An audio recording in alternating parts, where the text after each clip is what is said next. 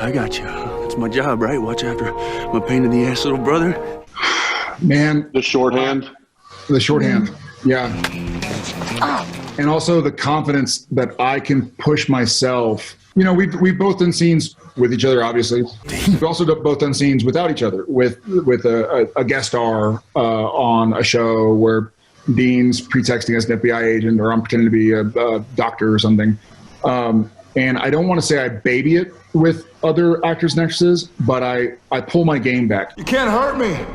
Not without hurting your little brother. You know, if you've been playing tennis with somebody for 15 years or basketball or doing jujitsu or something, you know how hard you can push. Whereas if you just walk in onto a court with somebody you've never played before, it's like, okay, well, I got to feel them out because I don't want to just start dunking on the guy and it's not a game. And so with Jensen, I know I can push as hard as I possibly can and harder, and that he'll push back just as hard. Oh, easy, Tiger. And we'll bring out, you know, different aspects of a scene, different facets of what the characters are going through more than I have with anybody else.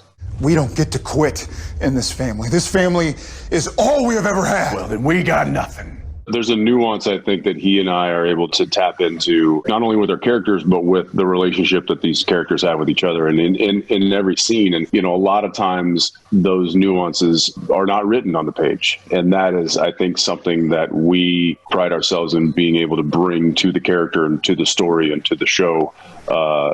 And that's something that he and I don't really even need to talk about. It's stuff that presents itself to us almost in the middle of a scene. We're so comfortable and available to each other for letting those kinds of moments happen that they happen all the time. And I'm going to miss having that confidence with somebody that I can just allow those moments to happen and you can seize them. Because a lot of times actors can be overly rehearsed or they don't know what that is. So they just stick to the page and or they don't listen. Like most of them they just don't listen.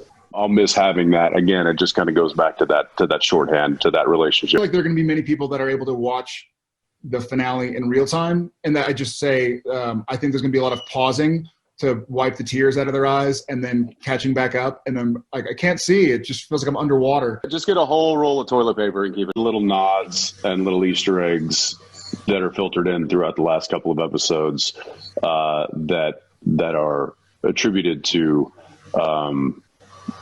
episodes that were very early in the series. In the way that we get to see a show about Sam and Dean, at least for a little bit. We get to see Sam and Dean being Sam and Dean, the way they began, to some degree. They're motivated to fight, and then as the weight of what they're facing starts to set in, and they realize that that this may be a lost cause.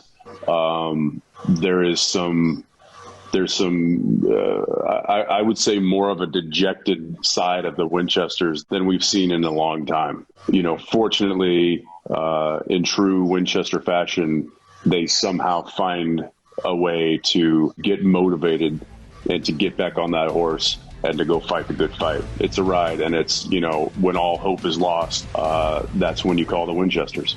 The one goodbye that I know Jared and I both had to deal with was the goodbye to the Winchester brothers. And that was felt. Yeah. That was really heavy. And you'll see it reflected in the episode. Here we go. Real quick. Knock, knock. Who's there? Interrupting sloth. Interrupting sloth. What? Interrupting sloth who? It's funnier in person because you're moving really slowly. It's really awkward. We should have ended it before.